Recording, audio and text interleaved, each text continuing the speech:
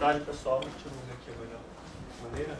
Então, a ideia é apresentar não sobre a plataforma, viu, Raíza? Eu vou falar menos sobre a plataforma, sobre o projeto da plataforma e mais um pouco sobre o que seria a bioinformática, que é o tema da plataforma. Sobre o AppGen, que Rafael é o prodólogo do AppGen, eu vou falar muito pouco ou quase nada por questão de tempo mesmo. Mas acho que eu vou citar em algum momento. Bom, bioinformática, de onde surge a bioinformática? Tá? Só queria explicar um pouco. Eu sou biólogo e fiz mestrado e doutorado em modelagem computacional, que é uma área de fronteira, interdisciplinar. Então, entre um pouco de matemática, um pouco de computação, um pouco da área a qual cada um se dedicava no caso do problema científico a ser abordado, no meu caso, a biologia e a saúde. Então, é uma área realmente bastante disciplinar, assim como as áreas que a gente trabalha aqui no CIDADS. Tá? E a bioinformática ela surge num contexto totalmente interdisciplinar também. Eu estou voltando aqui bastante, primeiro aqui para contextualizar um pouco da biologia, dos desenvolvimentos da biologia no século XIX. Você começa a falar sobre o conceito de evolução, todo mundo sabe que Charles Darwin foi aquele que desencadeia essa discussão toda. E, mais adiante, entende-se o papel do DNA como o alfabeto que codifica a informação do nosso corpo, tá? Nos animais e em todas as espécies que habitam aqui nosso planeta.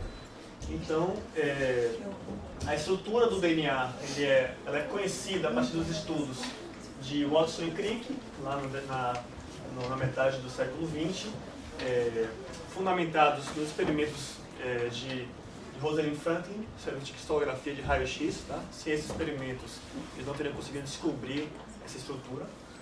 Ela acaba ficando um pouco renegada nessa história, mas hoje em dia tem esse esforço para colocar a importância dela fundamental nessa descoberta. E ao mesmo tempo já tinha também a evolução dos computadores. Então é um período de guerra, é um período onde fazia-se necessário essa quantidade de cálculos, e para isso computadores permitiam esse tipo de análise. Claro que um computador desse deve fazer metade ou muito menos do que qualquer computadorzinho nosso aqui hoje em dia faz. Né? Bom, na biologia o que acontecia também é a evolução dos equipamentos. Então, principalmente em termos de descobertas de proteínas e da gente conseguir estudar proteínas e estudar os ácidos nucleicos, tá? DNA e RNA. Então isso só foi possível numa escala mais ampla, e nessa escala que é micro, a partir da evolução de algumas metodologias, principalmente laser, tá? E na miniaturização dessas componentes que esses equipamentos são formados. Então a gente não consegue olhar. Esse aqui é um gel de agarose, onde a gente extrai, talvez você tenha feito esse experimento com morango. A gente pega o morango, coloca uma série de elementos químicos e daí forma aquela gosma branca que a gente consegue puxar e aquilo ali é DNA. Né? O morango ele é uma fruta altamente poliploide, então tem muitas cópias do DNA dele, então com isso a gente consegue, com poucas etapas, precipitar o DNA do morango. Tá? Agora, entender quais são as letras que compõem aquele DNA, ou seja, o alfabeto do DNA, que é adenina, citosina, timina e guanina, entender como que é esse padrão, somente através de método de sequenciamento de DNA. Tá? Isso é muito mais complicado. Mas é esse tipo de dado que a gente trabalha aqui nas plataformas de bioinformática, aqui no CIDADS. No caso, eu, Arthur e o nosso pequeno grupo. Então, em termos de contextualização dos projetos de genoma que já aconteceram nos últimos tempos. Ou seja, o principal deles foi o projeto do genoma humano. Tá? Todo mundo já ouviu falar do projeto genoma humano. Foi planeado, foi pensado na década de 80, tá? Mas somente no início dos anos 2000 saiu o primeiro rascunho do genoma humano. Certo? Foi uma parceria, foi na verdade uma concorrência de um consórcio público com um consórcio privado, os dois americanos. O público ainda tinha alguns grupos ingleses e chineses também, mas em 2000 saiu esse primeiro rascunho, e isso só foi possível, foi um investimento bilionário, que foram bilhões de dólares, tá, para fazer o genoma humano, o primeiro genoma humano, e isso abriu caminho para uma série de outros genomas publicados, de organismos mais simples, bactérias, o primeiro foi Haemophilus influenza, plantas, fungos, então isso acaba que deu o pontapé inicial para uma série de diminuição nos custos de você obter um genoma, e a importância disso é inúmera. Então, dentro de saúde, a gente entender melhor os aspectos moleculares de doenças, de cânceres, de doenças raras, em termos de agropecuária, entender como a gente pode gerar cultivares resistentes a N aspectos, salinidade, deficiências nutricionais, pragas, certo? Então tudo isso parte da gente conhecer melhor o que compõe essas plantas ou esses patógenos, né, que nos atacam. Todo mundo conhece a lei de Moore? Lei de Moore todo mundo conhece? Quem não conhece a lei de Moore? A lei de Moore, ela vem da computação, na verdade. Ela é uma relação entre o quão a tecnologia está avançando, certo? Então, se a tecnologia está abaixo dessa linha branca que está por ali, significa que ela vai avançando num passo bom. Tem a ver com duplicar a quantidade de processamento que pode ser feito em determinada escala de tempo. Tá? Em verde, está o custo para a gente conseguir sequenciar um genoma humano, que começa ali mais de 100 milhões em 2001, e tem essa inflexão aqui a partir de 2007, 2008, que é justamente quando chega uma empresa chamada Illumina no mercado,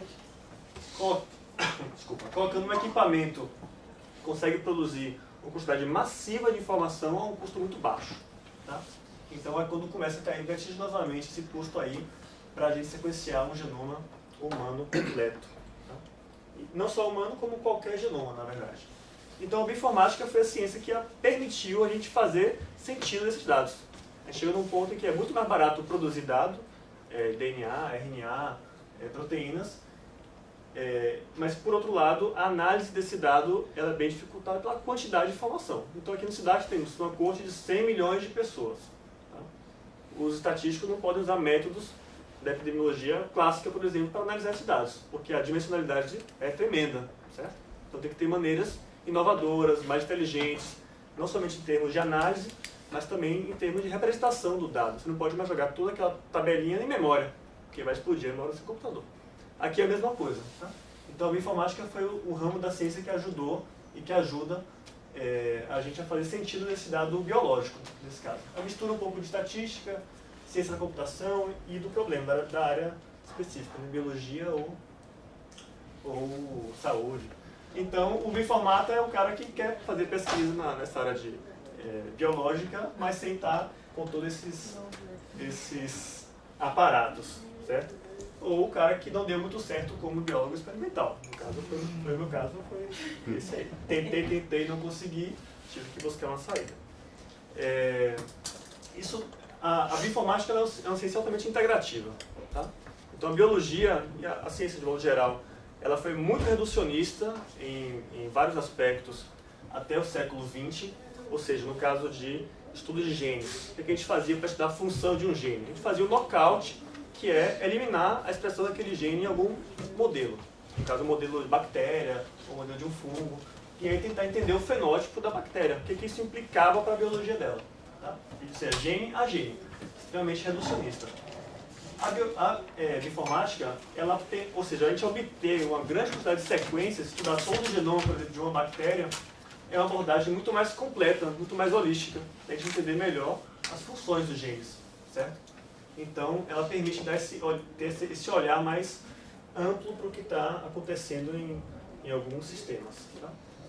Aqui eu vou só rapidamente recapitular algumas informações, por exemplo, do que é um gene. Um gene, ele vem de uma fita de DNA, ele codifica alguma função, tá? Alguma função que pode ser ou não conhecida, e o estudo de todos os genes de um organismo representa o genoma. Tá? O genoma seria um mapa, ou seria mais que seria uma espécie de mapa, ou seja, todas as possibilidades que existem de caminhos para um sistema. Tá? Agora, qual caminho o sistema vai tomar, já não é possível saber através do genoma. Por quê? Porque a gente tem somente uma subporção do genoma que é expressa, ou seja, que é produzida. que vai se transformado em proteínas. Tá? No final de tudo, quem exerce funções biológicas são as proteínas. Então o genoma ele representa as potencialidades. Nem tudo aquilo vai estar sendo produzido. Então o transcriptoma ele representa um conjunto de transcritos, no caso de RNA mensageiros ou RNAs vários que estão ali numa célula. Tá? Ele seria mais ou menos como uma espécie de fotografia de um momento. Cada um está aqui nessa sala, uma pessoa pode estar mais estressada do que outra, e embora o genoma de todos nós aqui seja bastante conservado, a expressão desse genoma é bem diferente dependendo da situação. Quem está mais estressado pode estar produzindo um conjunto de transcritos totalmente distintos daquele que está mais basal, mais normal. Enquanto o proteoma é o estudo de todas as proteínas. Tá? Então elas têm mais ou menos essa relação aí. Entre o genoma, que é bem maior, o conjunto de tudo, o transcriptoma, o subconjunto do genoma, e o proteoma, somente a porção do transcriptoma que vai ser codificado em proteínas. Tá? Então, entre as atividades que a gente desempenha nesse ramo da bioinformática, são várias, mas inclui principalmente a análise de dados genômicos, de dados transcricionais, no caso de expressão, proteínas, por exemplo, citocinas, e fazer a integração de todos esses dados. Esse aqui é o grande desafio, na verdade, como a gente integrar esse tipo de dado. Embora exista a questão hierárquica do genoma, entre genoma e transcriptoma, esse mapeamento entre as diferentes áreas e a maneira como a gente representa esses dados continua sendo um grande desafio. Eu tenho certeza que vocês entendem, que trabalham com a parte de epidemia também, ou das coortes, sabe, são coisas bem parecidas. Então envolve a gente manipular sequências de DNA, AT, CG, sequências de proteínas, fazer análises comparativas. Então, como eu falei hoje, é muito barato a gente conseguir obter sequências, tá? Sequências de genomas, etc. Eu trabalhei com uma bactéria multiresistente durante meu mestrado e doutorado e tinha um genoma de uma bactéria inteira para estudar. Tá? Isso era pouco imaginável há, não sei, 15 anos. Quem ia ter um genoma inteiro para trabalhar? As pessoas trabalhavam sobre genes individuais. Tá? Ter a possibilidade de estudar o genoma de maneira super ampla é uma coisa muito mais recente. A gente perde muito tempo convertendo formatos, desenvolvendo pipelines, ou seja, fluxos de trabalho para tratar esse dado, e para isso a gente usa algumas dessas ferramentas. Então, programação em uma ou outra linguagem, bancos de dados para armazenar essas relações, alguns pacotes de estatística ou de matemática e, claro, conhecimento específico da área. Né? Claro que nem tudo a gente vai usar, senão a gente teria o Superman não bioinformata. Né? A bioinformática ela se apoia na filosofia open source. Então eu vejo muita gente aqui usando o R, por exemplo, para fazer as análises. A gente também usa o R para fazer análise, mas geralmente dentro de um ambiente Unix, seja ele Mac ou Linux, ou outra coisa parecida. Justamente porque esse ambiente Linux não é uma questão de ideologia, mas é uma questão mesmo de facilidade dos comandos. Como a gente trabalha muito sobre strings, ou seja, dados textuais, o ambiente Linux ele tem ferramentas nativas para trabalhar sobre esse tipo de dado. Então, a gente quer, por exemplo, cortar uma determinada palavra em um ponto específico. Eu quero cortar cada vez que apareça um ponto vírgula, eu quero cortar e separar esses blocos. Tá? Eu tenho uma ferramenta chamada cut, que é uma função já nativa do Linux, que me permite fazer isso num único comando. Então é por conta disso que a gente usa esses ambientes. Tá? Aqui a gente abrindo, e claro, por exemplo, aqui é uma tabela Excel. Quando a gente abre o nome de genes, aqui é uma lista de nomes de genes, numa tabela Excel, existe meio que um bug onde ele começa a converter a lista de genes em datas, se ele encontrar um padrão meio estranho. Então tem um gene chamado SEPT7, tá? SEPT7. Ele interpreta aquilo como 7 de setembro, certo? E muda o meu nome de gene, que era SEPT7, para uma data, 7 de setembro. E tem uma enormidade de erros nas bases de dados de bioinformática com esse tipo de problema. Era o nome de gene que, por algum motivo, um pensador abriu como uma tabela Excel e introduziu o erro. E quando você tem uma tabela de Excel com 30 mil linhas, ninguém vai ficar olhando linha por linha para ver se está certo. Vai ver algumas linhas, pegar o resultado final condensado e vai mandar isso aí para a base de dados. E aí, perpetuou o erro, já era. A atuação do Bioinformata ela não está somente limitada como a gente está aqui na Fiocruz, uma empresa pública, mas no órgão público, mas também em empresas, principalmente na área de medicina. Tá? Eu conheço muitas pessoas trabalhando, por exemplo, na Hermes Pardini, que é um laboratório lá de Minas Gerais, nas áreas clínicas. Eles estão fazendo muita coisa na área de bioinformática, contratando bioinformatas para o corpo deles técnico, para fazer análises com base em sequenciamento de DNA para diagnósticos vários, tá? Principalmente doenças raras. Também os códigos de câncer de Barreto, tem muitas pessoas, e o AC Camargo. Então é uma área realmente muito ampla em questão de atuação. Tá? Bom, eu vou apresentar bem geral alguma dessas áreas. Esses são os equipamentos que permitem de fazer, analisar genomas. Tá? O primeiro é um equipamento bem mais velho, o segundo é um equipamento chamado Roche 454, que já não existe mais, mas ele já lembra muito mais os atuais. Esse aqui é um exemplo de um equipamento atual, onde você coloca uma amostra de DNA ou RNA e sai desse equipamento as letrinhas que compõem aquela amostra. Tá? E esse é um dos mais atuais, que é o Minion, que é você fazer basicamente um sequenciamento num pendrive. Ele encaixa o pendrive, não é isso aqui é um pendrive de MP3, mas ele encaixa o pendrive no computador, coloca a amostra nele e sai do computador já as letrinhas. É uma coisa bem surreal. E aqui está uma lista de mais ou menos em termos de escala de tamanho, tá? Tamanho de genomas. Genomas vários, certo?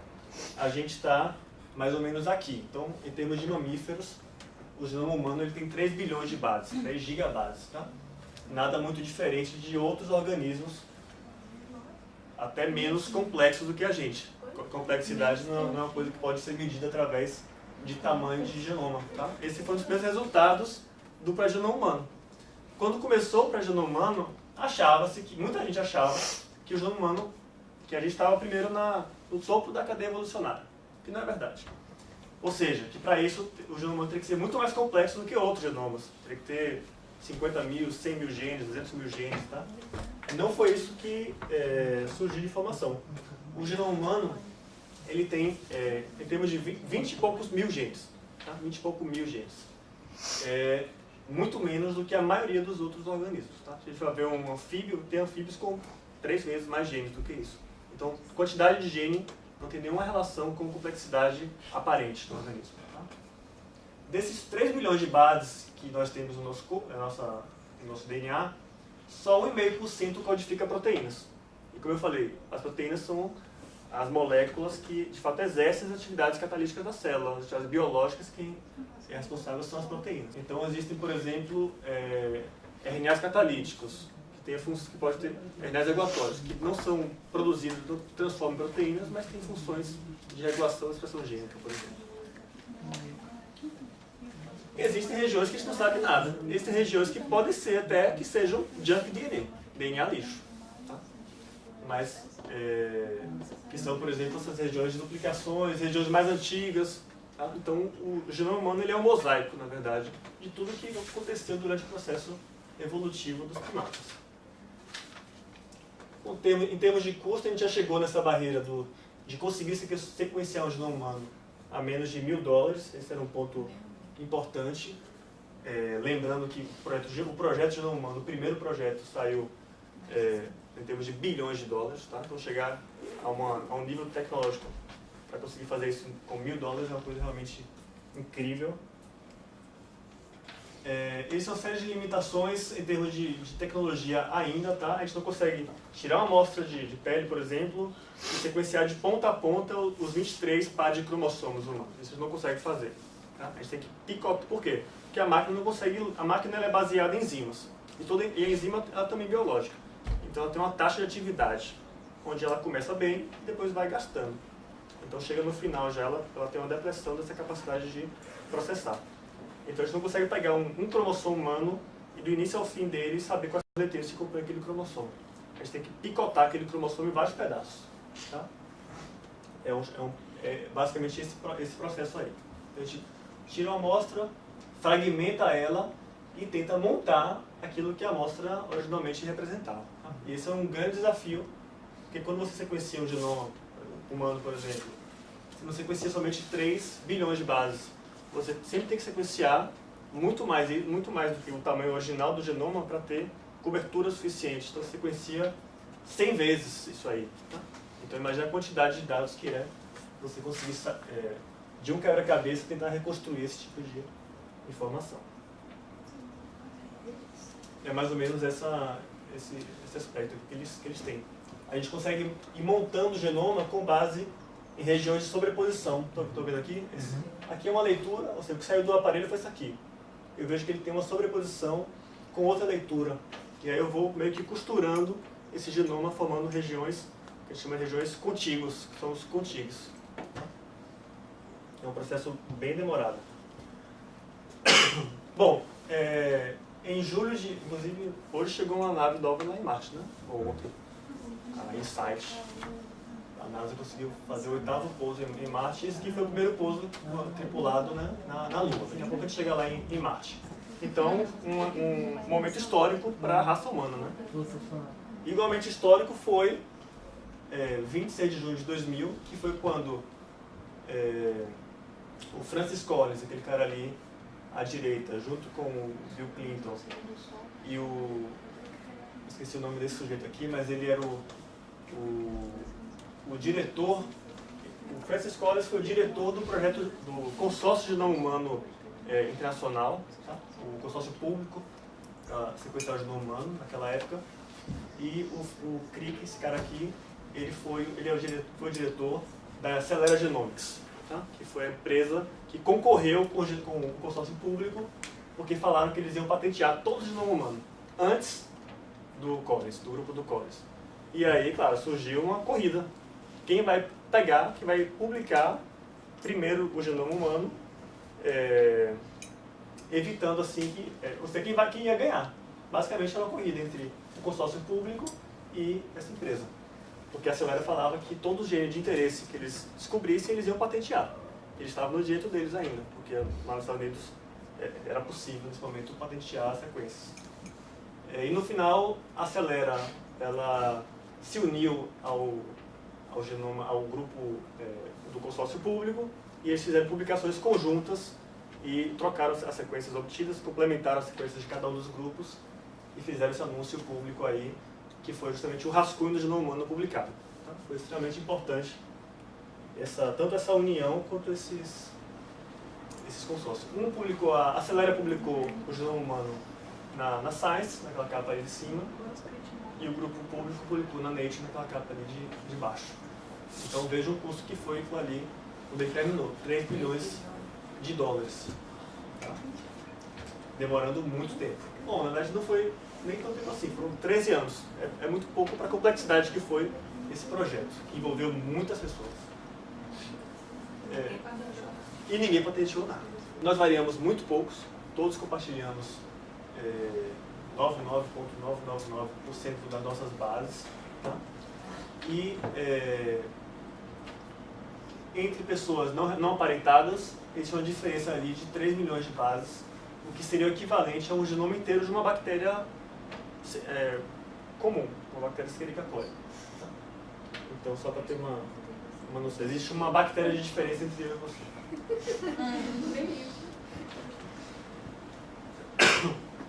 Mas aí surge, na verdade isso já tinham mais informações, mas essa semana saiu esse trabalho aqui na Nature Genetics, que foi um trabalho feito especificamente com dados de pessoas da África, tá? Do continente africano. Então, o genoma humano, o que a gente chama de genoma humano hoje, ele na verdade representa o genoma de mais ou menos 10 indivíduos americanos, que foram os indivíduos selecionados pelos dois consórcios, o consórcio público e o consórcio privado, para serem sequenciados. Os doadores anônimos, mais americanos. Tá? Ou seja, ele é um genoma altamente enviesado para pessoas caucasianas, para pessoas daquele país. Certo? Deve existir muito mais sequências únicas às populações mundiais, sejam elas africanas, misturadas como a nossa, asiáticas, enfim, que não estão representadas naquele genoma. E isso é o que acontece. Então esse trabalho ele buscou exatamente atacar essa questão. Aproveitando dessa quantidade, né, desse custo muito menor para sequenciar genomas, o que eles fizeram foi avaliar o genoma de 900 pessoas na África, tá? Em países da África, e montaram esses genomas, certo? E compararam, o que eles fizeram? Pegaram genomas e mapearam, ou seja, compararam contra a referência do genoma humano. Tudo que não alinhava, ou seja, tudo que não tinha uma posição semelhante no genoma humano, eles mantiveram e remontaram, ou seja, pegaram aquelas sopas de letrinhas e tentaram transformar em regiões mais contíguas, tá? E encontraram 300 milhões de pares de bases que não tinham nenhuma sequência próxima no genoma humano de referência. Tá? Ou seja, coisas únicas a esse que eles chamavam de pangenoma africano, que é um valor de mais ou menos 10% da quantidade de DNA presente na montagem do genoma humano atual. O que a gente chama de genoma humano, na verdade, é o genoma de poucos humanos. Tá? Poucos humanos americanos. Tá? Existe ainda muita coisa a ser feita, que é para onde a gente está caminhando agora. Diminuir os custos a gente pode fazer agora em larga escala, estudar as populações humanas. Esses projetos, Mil Genomas é um deles, tentam contribuir nesse sentido. Tá? O Mil Genomas eles pegaram populações de vários países também, tá? Diferentes populações. Agora, claro, tudo isso tem que ser feito em consórcio, porque envolve muita grana, muita padronização entre laboratórios. Então você vê que tem grana aí vindo dessas pessoas. O próprio Reino Unido tem um projeto chamado 100 mil genomas, esse é muito legal, que é para fazer, estudar a estrutura populacional das pessoas que moram lá. Então 100 mil genomas no Reino Unido, que é uma coisa muito pequenininha, né? Convenhamos. Então, ou seja, os esforços que parece estar acontecendo é de que os países estão tentando entender melhor essa questão da representatividade genômica, talvez também para entender essa linha de resposta a medicamentos e outras questões mais, né? Também. Claro, tem populações que são muito mais suscetíveis a uma outra doença. Então, entender melhor como que está como funciona o genoma é importante. Além do genoma, a gente tem a expressão. Então, isso aqui é um dado de um aparelho chamado microarranjo. Basicamente, cada pontinho desse ele é uma sonda que me diz se um gene está mais ativo, se estiver em vermelhinho, ou mais apagado, inativo, se estiver em verde. Tá? Então ele vai acender e apagar com respeito a essa questão de estar mais ativado ou não. Então há 20 anos saiu esse paper aí na Science, que foi exatamente usar esse tipo de informação para predizer classes de uma leucemia, de alguns tipos de leucemia, na verdade. Tá? É um paper muito legal, até para quem não é da área, porque eles foram primeiro a usar alguma das técnicas de aprendizagem de máquina para tentar predizer, prever e descobriram classes de câncer aí nesses pacientes. Tá? Só tinha botado aqui como curiosidade, na verdade. Eles aplicaram, Rafael que gosta aí, eles aplicaram uma Self-Organizing Map nesse trabalho. É um trabalho muito, muito legal mesmo. Porque se a gente pega um trabalho na Science, não consegue entender o que está falando, porque tem 2 páginas. 2 páginas é uma coisa super complicada. Esse é um trabalho maiorzinho, bem detalhado e tal. Em termos de informática estrutural, seria a gente entender a estrutura das proteínas, então aqui são proteínas, tá? E como essa estrutura pode dar alguma ideia da função delas. Tá? Então hoje é possível a gente aplicar estratégias de computação para, a partir da sequência linear de aminoácidos, a gente tentar prever como ele se arranja tridimensionalmente. É uma coisa muito complexa, tá? Porque a sequência linear é uma coisa, mas a estrutura tridimensional ela tem rotação, tá? Ela tem uma série de torções ali. Então tem muitos graus de liberdade nesse problema, de você reconstruir uma coisa que é tridimensional e complexa a partir da estrutura, ou seja, do conhecimento dos aminoácidos particulares. Né? Existe banco de dados específicos relacionados a isso, existem uma série de ferramentas que permitem esse entendimento. E por fim, a biologia de sistemas, que é uma área de pesquisa que tenta integrar dados, tá? Integrar dados de diferentes áreas, na verdade. Então, uma delas é o metabolismo e regulação. Então eu trabalhei um pouco com metabolismo, acho que vou dar um exemplo aqui. E acaba abrindo uma área chamada engenharia metabólica. Então existe, a partir do genoma, a gente consegue estudar o metabolismo daquela bactéria, daquele organismo. Tá? Existem, por exemplo, reconstruções metabólicas de bactérias várias. Nesse caso aqui, uma bactéria chamada Pseudomonas.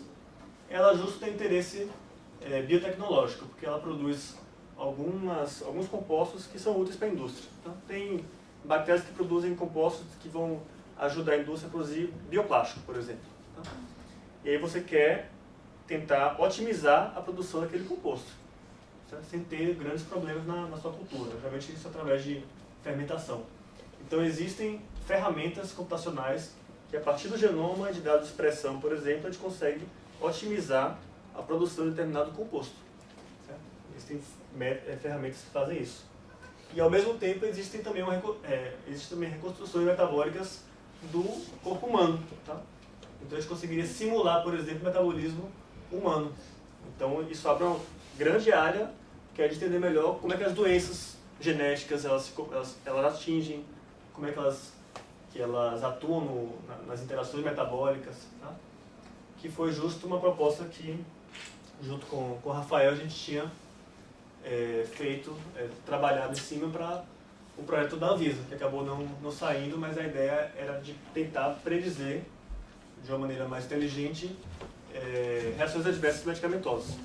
Então, usando como entrada um modelo metabólico humano, que é aquele do slide passado, e com base numa técnica que envolve uma otimização em um modelo metabólico, resolver um problema de otimização, na verdade, a gente poderia tentar prever de que maneira prever primeiro se um composto ele causaria ou não um efeito colateral no indivíduo, tá?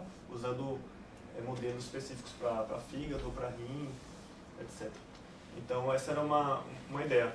É possível fazer isso hoje, tá? Tem trabalhos que vão nessa linha, de a gente tentar encontrar tanto novos efeitos colaterais ainda não reportados, quanto tentar estudar de que maneira os efeitos colaterais que são hoje conhecidos, paracetamol, toxicidade hepática, por exemplo, de que maneira eles estão interferindo no metabolismo humano. Tá? Então isso também é uma área da bioinformática, envolve um pouco mais de modelagem matemática, na verdade. E agora sim, para terminar, então como eu falei, o genoma humano tem 3 milhões de bases, certo? Uma enormidade. O exoma ele representa a porção que compõe os exons. Os exons são os que vão ser convertidos em proteínas no final. Tá? Então ele é uma fração muito pequena. Se esse aqui é o genoma humano, os exons seriam 1,5% do genoma. Os exons eles ajudariam a gente a descobrir, por exemplo, desordens mendelianas. Porque se você tem uma proteína que a função dela não está boa, ela tem uma mutação em algum exon. O que significa que a proteína codificada para aquele exon ela pode não funcionar bem, como ela deveria funcionar. Tá? Então são variantes genéticas. Isso é possível hoje fazer diagnóstico de uma série de doenças raras, tá? São doenças raras, essas que envolvem alterações desse tipo, mas fazer o diagnóstico dessas doenças. Então tem empresas que fazem exatamente isso aí. Projetos que eu não vou falar de nenhum deles, só para dizer a linha, né? O projeto que a gente trabalha aqui nas duas plataformas, o EpiGen, tem o Rafael, tá, como pós-doc liderando essas análises. Estudos de patógenos, interação patógenos, hospedeiro em leishmania, na leishmaniose, na zika, com bactérias, com malária, e de vetores, no caso do vetor desses arbovírus e flebótopus também vetores da leishmaniose. Em algum momento a gente vai falar mais em algum outro seminário sobre algum desses projetos aí individuais. Tá? Obrigado pela discussão, pela oportunidade.